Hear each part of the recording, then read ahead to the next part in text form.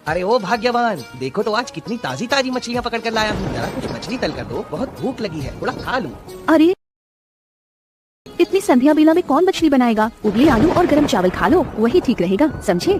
अरे भाग्यवान, ये सब कहने से क्या होगा? इतना सुनहरा बारिश और तूफान वाला मौसम, ऊपर से खुद के हाथ की ताजा मछली और तुम्हारे हाथ की जबरदस्त जादू, इनके बिना क्या मजा आएगा बताओ? हाय, तुम्हारा इतना प्रेम और खुशी देखकर तो मैं हार मान गई। लाओ बना ही देती हूँ।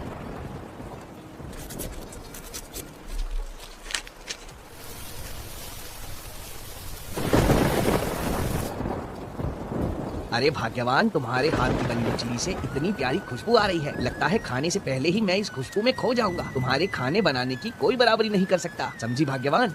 तुम तो इनमें ही मगन हो और मैं तो चिंता में मरी जा रही हूँ। बाहर मौसम कितना खराब है, कल मछली पकड़ने कैसे जाओगे? अगर मछली नहीं मिली तो घर कैसे चलेगा? अरे धत, तुम हमेशा इतनी ज्यादा चिंता क्यों करती हो? इस सुंदर मौसम का मजा लो, समझी? चाहे जितना तूफान आए, इस बाबूलाल मछुआरे को मछली पकड़ने से कोई नहीं रोक सकता।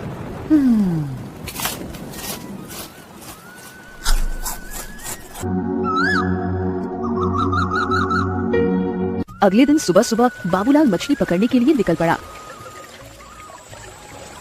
नदी के बीच जाकर जाल बिछाकर मछली फंसाने का इंतजार करने लगा। कुछ देर बाद अचानक बाबूलाल ने एक प्यारे छोटे बच्चे को देखा।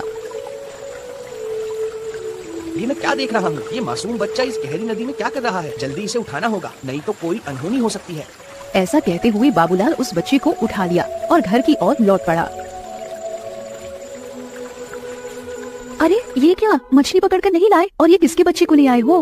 मैं मछली पकड़ने गया था, तभी अचानक देखा नदी के पानी में ये नन्हा बच्चा टूटी फूटी हालत में बहता चला आ रहा है। मुझे बहुत दया आई, इसलिए तुरंत घर ले आया। पता नहीं किस अभागे का बच्चा है ये। क्या कह रहे हो? जिस नदी में मछली पकड़ने गए थे, ये प्यारा बच्चा उसी नदी में बहता आया क्या?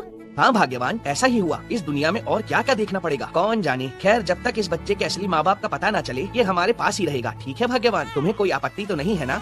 नहीं नहीं, मुझे कोई आपत्ति नहीं है। मैं तो कहूँगी भगवान ने खुद इसे हमारे पास भेजा है। तुम तो जानते हो मैं कभी माँ नहीं बन सकी। महाराज, राजकुमारी अब हमारे बीच नहीं है, हमने उसे खो दिया। रानी अम्रपाली, ये तुम क्या कर रही हो? क्या हुआ है? मुझे साफ साफ बताओ। महाराज, जब राजकुमारी को साधु बाबा के पास ले जाया गया था, तब उन्होंने कहा था कि हमारी बेटी पर बुरी नजर है, इसीलिए उसे नदी में स्नान कराना होगा ताकि वह बुरी नजर से बच सके। लेकिन स्नान कराते समय वो हमारे हाथ से फिसल गई। महारानी, हमने अपनी राजकुमारी को इस तरह खो दिया? कितनी मिन्नतों के बाद वो हमें मिली थी। मालती मेरी बेटी। इधर मछुआरा और उसकी पत्नी मालती को बड़े प्यार और स्नेह से पालने लगे।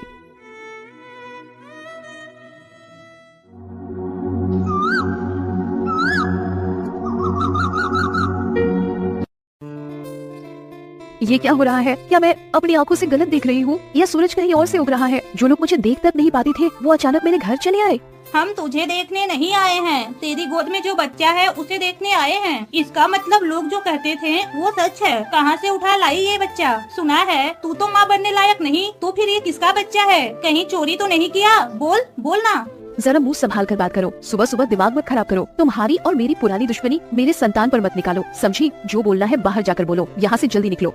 देखो देखो इसके तेवर, सच बात कहने पर घर से भगा दोगी क्या? हमेशा से रूपा तो ठीक ही कह रही है, तू तो बोझ है। तेरे घर में बच्चा आया कैसे? मेरे घर में संतान कैसे आई और क्यों आई, ये मेरा मामला है। इस बच्चे को मैं पाल रही हूँ, तुम लोग तो नहीं पाल रहे हो, इसीलिए तुम सबको इतनी चिंता करने की जरूरत नहीं है। अब चुपचाप मेरे घर से निकल जाओ, नहीं तो मैं खुद बाहर कर दूंगी। सुन लिया ना? अरे वाह, तेरे मुंह की धार तो पहले जैसी तेज है। कोई बात नहीं, हम भी तेज छुरी लेकर आए हैं। सुनो सुनो गांव वालों, सुनो, राजा की इकलौती बेटी खो गई है। अगर किसी को उसके बारे में कुछ खबर हो तो वो राजमहल आकर बताएं। इसके बदले महाराज उसको बहुत सारे उपहार देंगे। अरे ये तुम हाफ क्यों रहे हो? क्या हुआ? भाग्यवान, सर्वनाश हो गया। हमारे घर में जो बच्चा है वो कोई और नहीं, हमारे महाराज की प्यारी राजकुमारी है। हमें उसे वापस करना होगा, नहीं तो हमें बहुत बड़ी सजा मिलेगी। भाग्यवान जल्दी करो, चलो उसे लौटा दे। ये क्या कह रहे हो? इस बाज औरत के घर भगवान ने एक संतान भेजी और अब उसे भी लौटाना होगा? नहीं, ऐसा मत कहो। उसे मेरे पास ही रहने दो, वो मेरी प्यारी संतान है, मैं उसे नहीं दूंगी। कृपया करके मुझे उसे लौटाने के लिए मत कहो, दया करो। लेकिन भाग्यवान, समझने की कोशिश करो। अगर हमने ये बच्चा नहीं लौटाया और पकड़े गए तो हमें सजा हो जाएगी। भाग्यवान नहीं, इसमें समझने जैसा कुछ नहीं है। सजा हो तो हो जाए, मैं इस बच्ची को अपने आंचल में छुपा कर रखूंगी, अपनी बच्ची को किसी को नहीं दूंगी।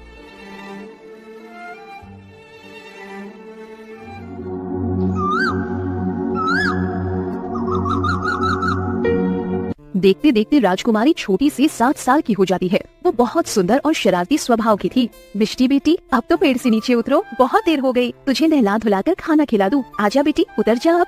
नहीं माँ, आज मैं नहीं उतरूंगी। तुम मुझे रोज खाना खिला के सुला देती हो, कभी मेरी सहेलियों के साथ खेलने नहीं देती। आज मैं भूलकर भी नीचे नहीं उतरूंगी। बस मैंने बोल दिया, आप जाओ, मैं अभी खेलूंगी।